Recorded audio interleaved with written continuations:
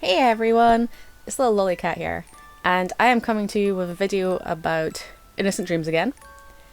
And it is because, like I said in that video, if people want to know sort of the story behind it, then to comment below or send me a message and I would consider doing it as a video. And I got quite a few people asking about it, so I thought I would do the video. I'm also sorry it took so long, but I have not had the best month health-wise, so yeah. It took a bit longer than planned. So there's been a lull in videos. Sorry about that. So, how it started. Basically, as some of you may know, years ago, Dottie brought out a few prints that I had done under the name Innocent Dreams. And it had been a name that had floated around for a while, and then we just didn't really do anything with it, and I didn't really do anything with it. And I hadn't been particularly looking at making a Little's clothing line, is the big start. I really hadn't.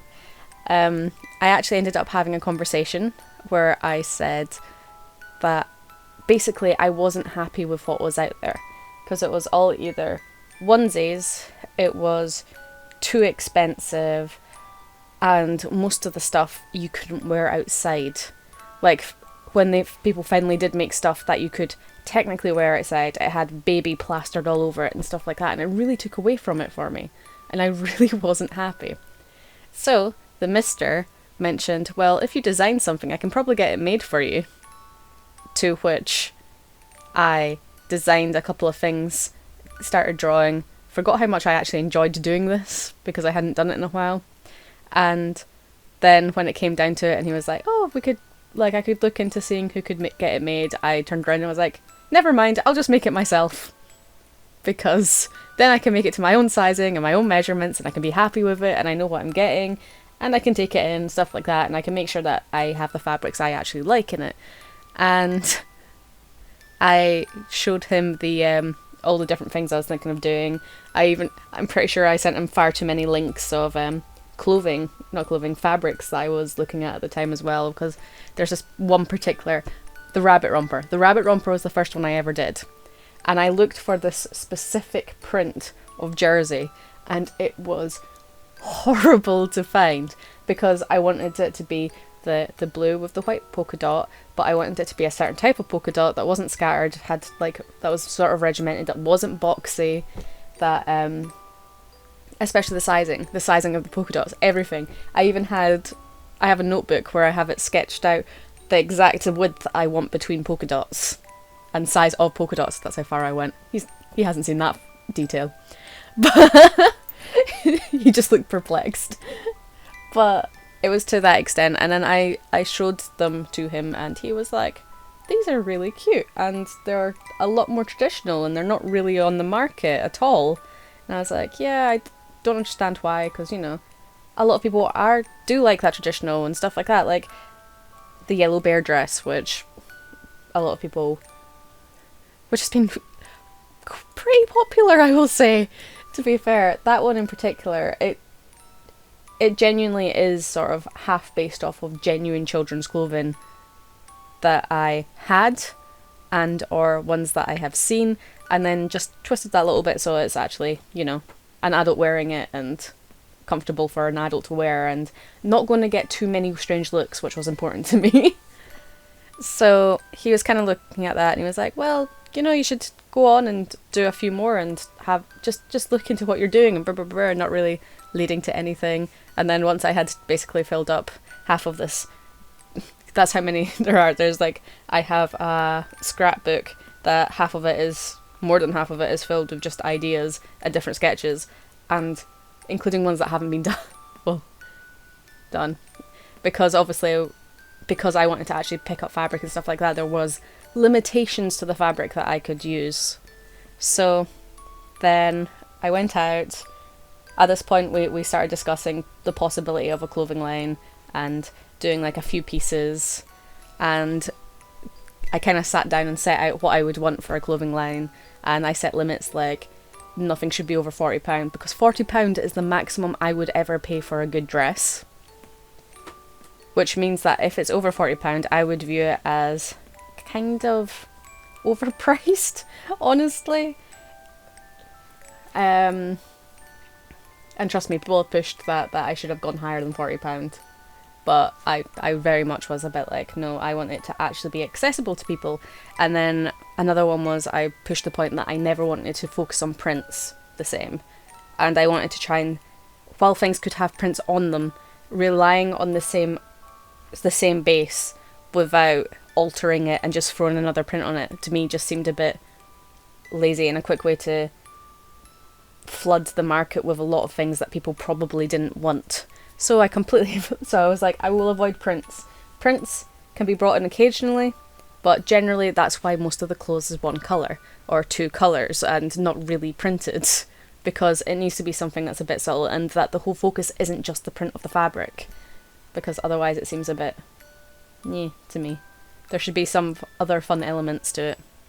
I also looked at the fact that I wanted to do boys' clothes, and there are more boys' clothes coming. I know there's a couple of pieces that are a bit more boyish, a bit more gender neutral, but there are more boys' clothes coming. There's just been a delay. It's the nice way to put it. There has been a delay. There's a part 1 and a part 2. Yeah, there's technically 3 more items coming on the way. So the 10 you saw originally aren't all of them. There is more on the way. So I said I wanted to make sure that there was also boys' options, and the fact that I wanted things to basically, I didn't want to do overproduction of select items as well, so that people, when they actually did get them, they could feel somewhat more special, as opposed to relying on the same thing over and over and over and over and over and over and over, and then absolutely everyone having it, and then the people that have got it just not feeling like it's something that special to them. Because I know there's that thing when you actually show up somewhere and you're like, or when you go to like a Littles event and you're like, I'm going to dress as cute as I can and I'm going to wear what I can and brr brr brr brr, and there's something really nice about wearing something that you know not everyone else and their mother has. So maybe they're not their mother, because that would be a bit weird, but you don't know what people's mothers are into. Just throwing that out there, you never know. So I started basically seriously looking into a clothing brand. We went on this trip to a fabric shop. I went a bit nuts in there. I bought a lot of fabric, which we did again this weekend. Pictures of you on the Instagram there. Yeah, there's pictures of me on Instagram in there. Why are you taking pictures of me? I said, this might be useful one day. A year later. Yeah, so there's pictures of me in the fabric shop, which I really enjoyed. I went in, I got to touch everything, I pulled everything, I checked the stretch of everything, I checked the thickness of everything. You were there for hours. I did the hand test to see how see-through all the fabrics were, everything. So I was really, really set. And obviously when I went in, because it is a fabric shop, it's a fabric shop in the UK, they were a little bit more limited in what they had. However, it's still a fantastic shop. And they were a bit more limited in what they had, so there were things where I had been looking for something with a bit more bold colours, like the star bow dress. Originally, I was looking for something with a bit more of a brighter pink, but it didn't have anything with a bit more of a brighter pink, so it became more of this slightly more pastel pink, which wasn't the end of the world. I actually ended up quite liking it in that colour, because it wasn't too in your face. It was stuff like, I was physically looking for things like snaps. Snaps, because obviously for the onesie dresses and onesies, snaps are quite important. And to me, I always prefer plastic snaps over metal snaps.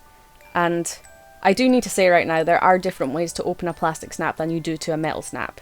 And there are reasons for this. So a plastic snap, inside, because I have the applicators to put both of them on, basically inside you need to open it with your thumbs, basically inside here, and pull apart. You never pull from here. And the reason for that is because inside here there is a single shank that goes for the fabric, and it's the same on the other side. Single shanks on both sides. So there is only one point holding the snap together. And this might seem a bit like, but it's not as strong. But basically the good thing about this is with a plastic shank that goes through, it doesn't tear the fabric, whereas a metal snap, you can be substantially more rough and tumble and cruel with it and all this stuff, but it will fray because it has 10 small piercing metal prongs that go around in a circle, and they literally pierce through the fabric. With these, you usually you don't even really make a hole, you get this, what's like a tiny screwdriver, you push it through the fabric, you squiggle it about, it makes a space in the weave of the fabric, and then you push it through, so it stops it from tearing and fraying in the future. Which is kind of kinder to the fabric, and I think a bit more important than,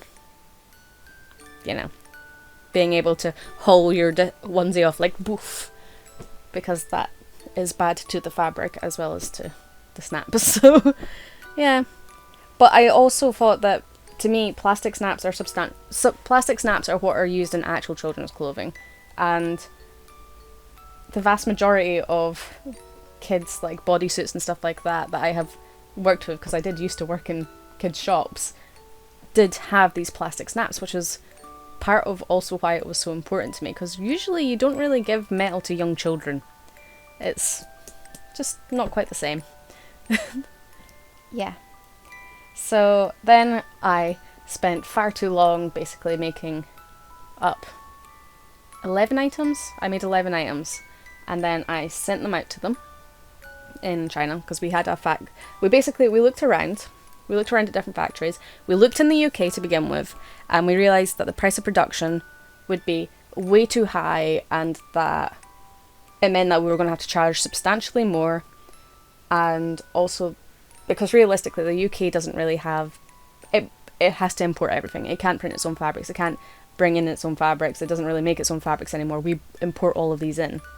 And for a UK factory now to be interested, it has to be a massive order, as in humongously large levels, like next size levels, not small business just starting up with like 13 items. So we then looked at a person we know in Pakistan. What was Pakistan? Pakistan would be the next. Yeah, we looked at Pakistan, but they were a bit iffy about making them, and we're like, oh, that's fine, because we already had a factory in China we had dealings with that we knew was fair to workers and wasn't extortionately priced and everything like that. So we went with them, and then starts the more hassle. There were basic things, like when I first made the dresses, I am particularly short.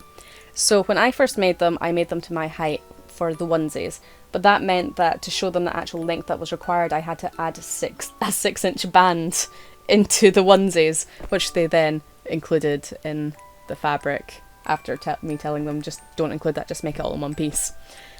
So that was there were things like, there were small changes they made here and there. Like, you will see that the print of this one is a prototype one, so it's not to the same level, it's a slightly different fabric, but you'll also see that for some reason they gave it pink sleeves instead, which isn't the end of the world, but it was a bit of strange. It was stuff like, because the all of the pieces were made to my size, and I have basically a 14-inch difference between my waist and my hips. So when some of the items came, the waist was here, and then the hips were out here, and it did this like really weird curve into them that I was like, this is not going to fit a regular person. So we basically had to argue with them a bit to get things, because I sent them the sizing guide that I actually wanted everything made to, and I was very explicit in everything. But as anyone who's ever dealt with China knows, there can be language barriers, and there can be a little bit of cheekiness on their part sometimes as well. A lot of cheekiness on their part. Yeah, like suddenly trying to change fabrics. The bunny romper, when it first came, for some reason they had stuck, because the waistband, I had to contact them, and I was like, why have you made this with a waistband that can't act as a waistband? It's completely rigid, solid, you can't put it on. And they were like, I don't understand, what's the issue? And I was like, it needs to be able to stretch to fit your hips through. And they were like, oh, does it not do that? I was like, no. Which was a fascinating one.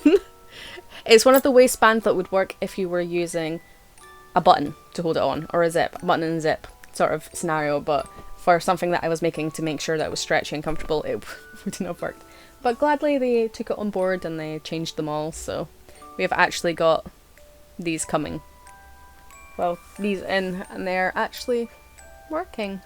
And there are things like, there are items I've made, like the blue bear romper, which I just fell in love with the fabric for that. And I know I've had a few orders for that, and people have commented and messaged me about how much they love the fabric and how soft it is and how they just feel really cute in it. And it has been mildly incredible seeing all the support that the shop is actually getting already, and all the messages, and also the fact that we've been getting sent in loads of pictures of people just with big massive smiles on their faces while they're in these things, and it kind of makes you feel like you've done something good. Where, you know, when it's someone that's pulling a clearly a genuine smile and not just the Instagram post. How many likes can I get? Yeah, when someone is clearly, you can see in their face that they're genuinely really, really happy. There's that little bit of sparkle to them, and just seeing that is really incredible.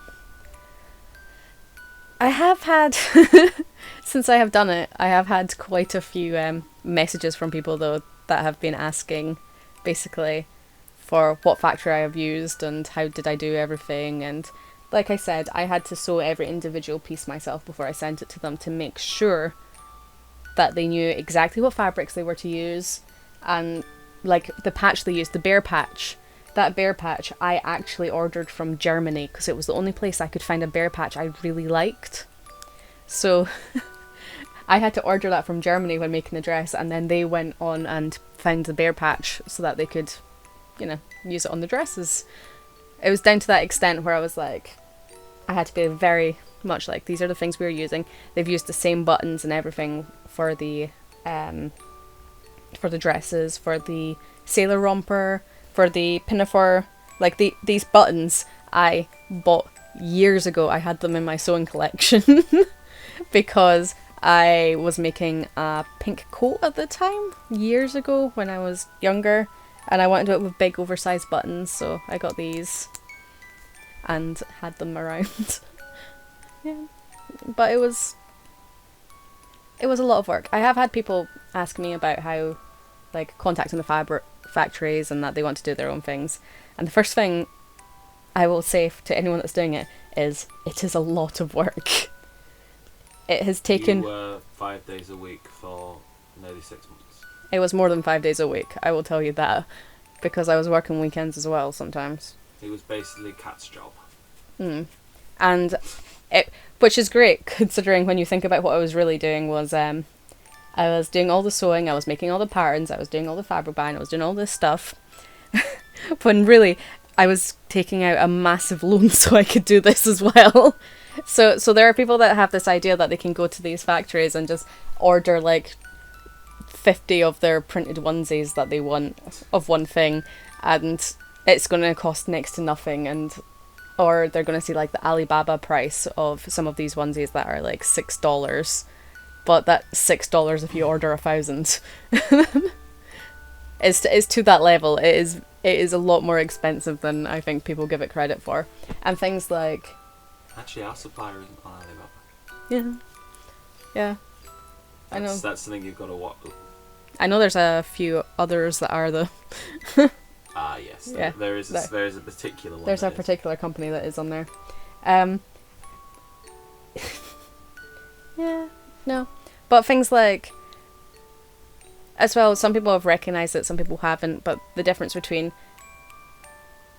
When there is obviously, like, for the onesie dresses, it's £10 more than your average onesie, but it's £10 more for a reason. I have genuinely gone out of my way to make sure that it's a good quality fabric, and we have been charged for a good quality fabric.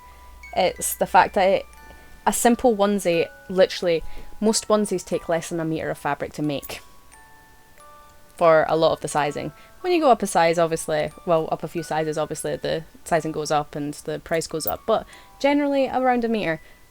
I will say it took me about 3 meters to make the onesies dresses when I was making them. That's the difference. And the fact that I wasn't sticking to one fabric, and I was making sure it was contrast, and all those little additional extra things like the oversized bow on the back of the bow dress, the little bear ears, the ruffle butt, that little bit of lace that just kind of finishes off the Peter Pan collar on the bear dress. Stuff like that, all of that really, really does add up which is why they cost that little bit more, because there is that little bit more detail to them. It does take longer to make. It does cost more fabrics. There are trimmings on it. It's not just a simple onesie. I really wanted to make sure all of the quality was there. And something unique to you. And yeah. And for all those people that have been asking questions, there are loads more plans for different things, and there have been requests for the pinafore, because I know the pinafore, loads of people have said about the pinafore in different colours. The reason that I've done the ones that I've done so far at the start is because I really wanted to get a good spread of colours out as well, because I know there is that difference. So there's the polka dot onesie dress that's black with the red and white spots, and it's black and red with that, and it's a little bit bolder for a reason, because I know that not every little is I wish to be pastel constantly. And I know, like, there's little goofy things like the superhero onesie thrown in there, because being little can be goofy and it can be fun. And well, if you go to an event, actually, the likeliness of you seeing anybody in pastel, but like pure pastel, it's very low. yeah, you don't tend to see that. People have their own preferences and their preference to colours and stuff like that, which is why I've gone with such a broad band of different colours. There's pinks, and there's a yellow onesie dress, which yellow is one of those colours that people tend to either love or hate. And I have had a lot of comments where they're like, I just really don't like yellow, but I really like the dress. Are you going to come out with it in another colour? And while I'm not coming out with it like a direct copy of it in another colour, there are going to be more things coming out that have the same similar shapes, but with different add-ons and stuff like that. There's many plans for the future for What there. do you mean you're not just going to Photoshop different colours onto a million different products and just go for it? Which, if anyone has seen Wish, that's what they do. It's hilarious. It's well worth a look when someone's in the exact same pose, but suddenly everything is blue, pink, green, yellow. Yeah. So. Also, just space shipping, yeah. Oh yeah. Space shipping. Yeah. So we've got that, and also the fact that it's even to the extent that for some of you people will be excited by that. It's probably a bit off in the future still, to be fair, but it's to the extent that at the weekend, while I was fabric shopping for myself, just for fun, I also went fabric shopping and found this really nice sort of black currant purpley coloured fabric, which may be showing up eventually. let's just say it's soft and stretchy and lovely, and I was excited when I saw it. Yeah, so there will be a lot more in the future, hopefully. To be fair, like I said, this reaction has been just astounding, and it was really nice to see the amount of people that were kind of the same as me, that wanted these things for the ability to wear outside, and to have these sort of more cupboard staples and things that are a bit more fun, and people that have been super excited about like the bunny romper because Easter's coming up. And I know obviously it's not everyone's cup of tea, but the fact that everything has still stuck basically modest, it's all fairly modest, it's all hiding diapers, it's all being able to be little and be cute and be outside appropriate. And we're sending a lot sort of Capcom orders at the moment. Yeah, there's quite a few for USA and Canada. There's been quite a few for Canada as well.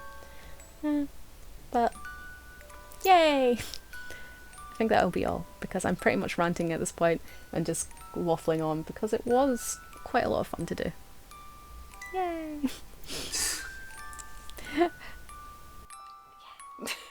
Okay, and I will talk to you all later. Bye everyone!